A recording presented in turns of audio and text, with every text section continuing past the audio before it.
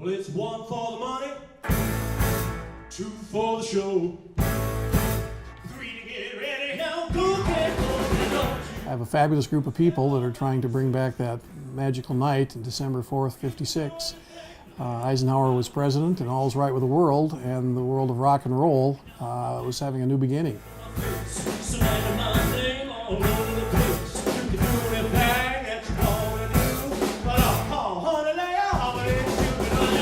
Carl Perkins was really the first guy in Sun Records who really made it big. He's considered the founder of rockabilly and one of the pioneers of rock and roll and rock guitar and all that stuff.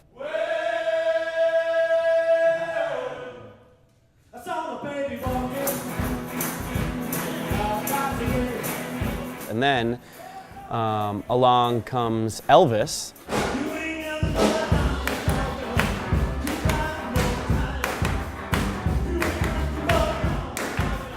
My legs are just moving constantly, all the time. He always moved his legs, and he was so fluid. And so I'm really trying to capture that fluidity and energy that he had.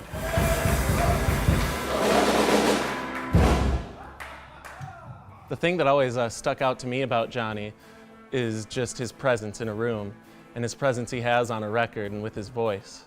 And I think he must have discovered pretty early on that his voice had a certain power and a certain presence to those around him.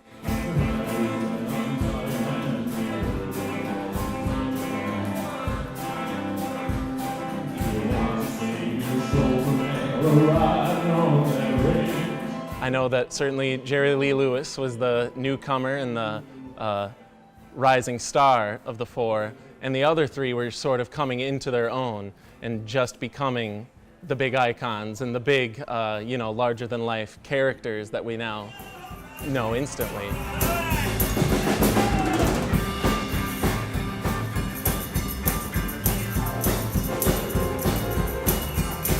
The reason that Jerry Lee Lewis is at the studio this day is because he's playing piano for a Carl Perkins session. So he's really just a session piano player, session musician. So he had never met Carl Perkins, he'd never met Elvis, and he'd never met Johnny Cash. You know, there's a little bit of intimidation there, but Jerry Lee's not going to be intimidated by nobody. So I mean, he's going to really assert himself and just get right up in these guys' faces.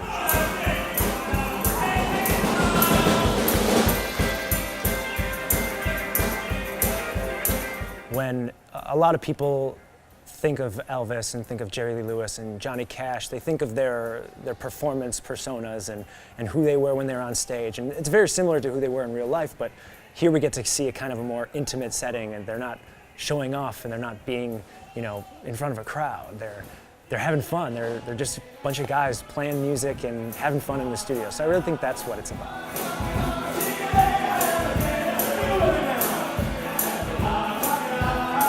I think one of the biggest things that led up to this kind of acceptance and/or open door welcoming of this culture and this music was really what was done in that little Sun studio in Memphis, Tennessee, when we're listening to, no matter color, no matter race, no matter religion, no matter anything, music, and blending and forming those things. And that's what this cast has done. They've brought all of that to the forefront, and I think really done a good job of telling a wonderful story, as well as bringing it to life and creating the energy that we all need to appreciate rock and roll.